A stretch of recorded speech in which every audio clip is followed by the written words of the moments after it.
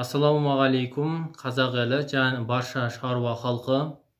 Бүгін мен буаздық жайлы айтатын боламын, және мерзімдерін қоса айтатын боламын. Каналыма тіркеліп, қолдауларыңызды көрсетулеріңізді сұраймын. Буаздық мерзімінде, яғни әрбір мал жем шөбі дұрыс, әрі мінезі жай, өте сабырлы болып жүреді. Яғни еркек малға көп мән бермей, одан тіпті қашып жүретін уақыттарда болады. Буаз малдың көп жағдайда, яғни шаруашылықта көп жағдайда буаз малды анықтау әдістері бірнеше топқа бөлінеді. Узилік, яғни узи аппаратымен, сынаптық аппаратымен, және клиникалық және зертханалық болып бөлінеді. Осы буаздық деген өзі білесіздер, аналық жыныс пен аталық жыныстың екеуінің қосындысы және үшінші эмброма, зигота дейді ғой біздің тілмен айтқанда.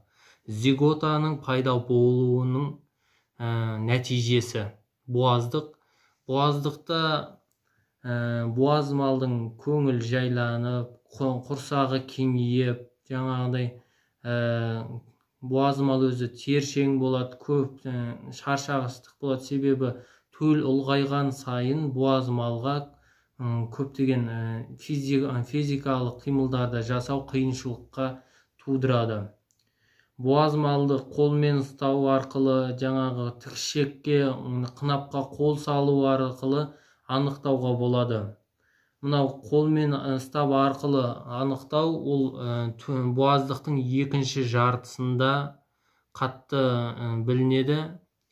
Екінші жартысында тағы да бір анықтаудың бір әдісі бар, ол сырт келбетіне қарап анықтау. Сырт келбетіне қарап анықтаған кезде желіні сарпайы сәл ұлғая бастайды, құрсақ кеңейе бастайды, және де 2 метр артынан қарағанда, 2 метр қашықтықта артынан қарағанда сиырларда мынау оң жақ бүйірі үлкейе бастайды, ал биелерде сол жақ бүйірі үлкейіп салбырай бастайды. Міне осындай белгілер болады. Және де мына сиырлардың буаздық мерзімі 285 күн болады.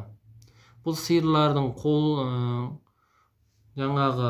қолмен ұстап анықтау әдістері бар. Яғни жаңағындай айтқандай, оң жақ бүйіріне шығасыз да, оң қолыңызды сиырдың беліне қоясыз. Ал сол қолыңызды мынау шаптың үстіңгі тұсына жаңағы батыра 2-3 рет әрекет жасасаңыз, буаздың денесі қолыңызға білінетін болады.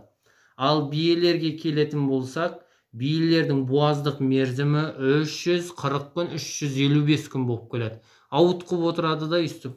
Жағдайларға қарай, мерзімге, ауа райына қарай, тіпті жаңағындай бір жануарлармен байланысына қарай ауытқып отырады осылайша.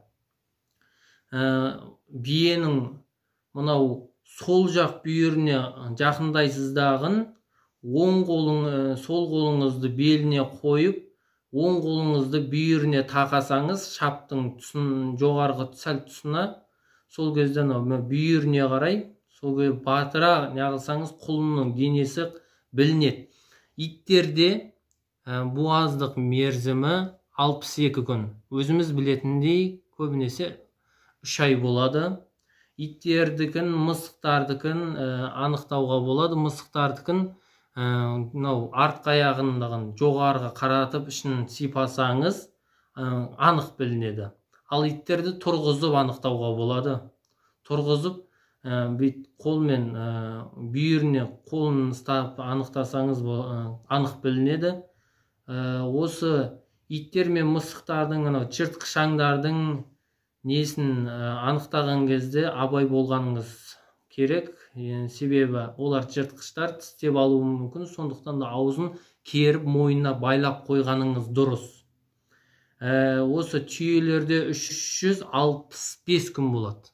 Яғни 12 ай болады. Ешектерде ешектерде 380 күн болады. Қояндарда 30-ақ күн болады екен. Қояндар бір айда, яғни жаңағы күйікке түсті, бір айдан кейін туа береді екен да. Сондай нелер варианттар бар екен олардың да. Содан кейін осы буаздық мерзімін, яғни буаздық мерзімінен кейін буаздық әдістеріне келетін болсақ, буаздық, яғни тексеру әдістері, буаздықты анықтау әдістерінде УЗИ-лік әдістері болады. Бұл УЗИ-лік құралдармен анықталады. Сынап арқылы немесе өздеріңіз білетіндей УЗИ-ге түсіріп, беліне байлап, УЗИ-лік ол дамыған мемлекеттерде көбінесе қолданады. Мысалы, Швейцария, Арабия деген сияқты елдерде, Америка деген сияқты өздеріңіз көріп жатасыздар, киноларда көбінесе сөйтіп қолданып жатады. Мынау сынап арқылы өздеріңіз білесіздер, жүкті әйел сынап арқылы не алады, анықтап жатады ғой. Ал енді біз осы ветеринарияда анықтаудың тікшекке және де қынапқа қол салу арқылы анықтауға болады екен. 1,5 айлық төлді анықтау үшін мынау сарпайды жақсылап тазалап, ондан кейін қолға дезинфекция жүргізіп, тап-таза қылып, егерде дезинфекция жасамаса, жаңағы малыңыз ауру болып, жаңағы жатыр ауруына немесе төлдің дүниеге келуіне кері әсерін береді. Аман есен келуіне кері әсерін береді. Содан кейін қолды ішіне жүргізгеннен кейін жатырды ұстап арқылы білуге болады екен. Жатырды ұстаған кезде жатыр мүйізі деген болады. Бір жатыр қысқа, яғни кішірек болады, бір жатыр үлкенірек болады. Сол арқылы зиготаның түзілген несін білуге болады. Зигота дегеніміз жаңағы бұзау, құлын немесе күшік деген сияқты нелер ғой, тіршілік иелері. Зигота деп атайды оны. Және де тікшекке қол салу арқылы. Қол салған кезде олар жаңағы мен айтып атқан тікшекке, қынапқа қол салу ірі қара малдарға пайдаланатын ешек, сиыр, бие, тағы да басқа малдарға пайдаланатын әдіс болып келеді. Осы тағы да мен каналыма кіре кетсеңіздер, мына жерде мал егерде жылқы сиямай қалған жағдайда қандай жағдайларды қолдануға болады деген сияқты нем бар, видеом бар. Егер қызық болса көре кетіңіздер. Мен мына жерге қойып кетем. Осы көбінесе қолмен тексеруді екінші жартысында деп айттым ғой. Ал ол мынау сырт келбетіне қарап та анықтауға болады. Мынау буаздықты анықтаған кезде көбінесе екі адам керісіп қалады ғой. Мысалы, бір мал сиыры немесе биесі болған кезде осы алдында буаз болды ма, болмады ма деп сол кезде мал дәрігеріне жүгінген кезде мынау алдында буаздық болған болатын болса, мынау сарпайының, мысалы биені алайықшы, биенің жатыр мойны сарпайына байланысқан тұсында тыртық болады екен. Сол тыртыққа қарап анықтауға болады. Ал жаңағы сиырда сондай сияқты сарпайының айнасында тыртықтар болады. Сол тыртықтар болатын болса, алдында буаз мал болған екенін, одан кейін қысырға айналғандығын анықтауға болады. Егерде қатты білгіңіз келсе, осындай әдіспен анықтауға болады екен. Және де буаздықты анықтаудың осындай әдістері бар. Егерде менде білмейтін әдістер болса, өз ойыңызды жазып, тағы да бір қойдың әдісі бар. Мен қойды айтпаппын ғой. Қойда 160 күн болады мерзімі, яғни буаздық мерзімі. Оны анау сиыр сияқты ғой.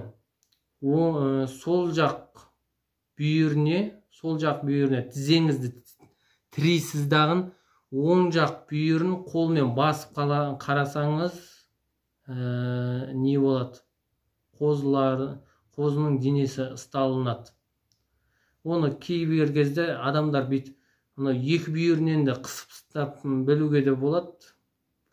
Ең бастысы буаздықты анықтау бұл шаруашылыққа керек жағдай болып келеді. Себебі әрбір буаз малды анықтай білсеңіз, сіз оны сою керек немесе соймау керек деген шешімдерді қабылдай бересіз ғой, дұрыс па? Сол себепті буаздықты мен анықтау әдістерін айтып жатқаным сол себепті, сіздерге керек екендігін, осы сіздерге пайдам тисін деген оймен айтып жатырмын. Видео ұнаса тіркеліп, жаңағы мен білмейтін әдістерді осы комментарияға жазып, сұрақтарыңыз болса қоя кетіңіздер.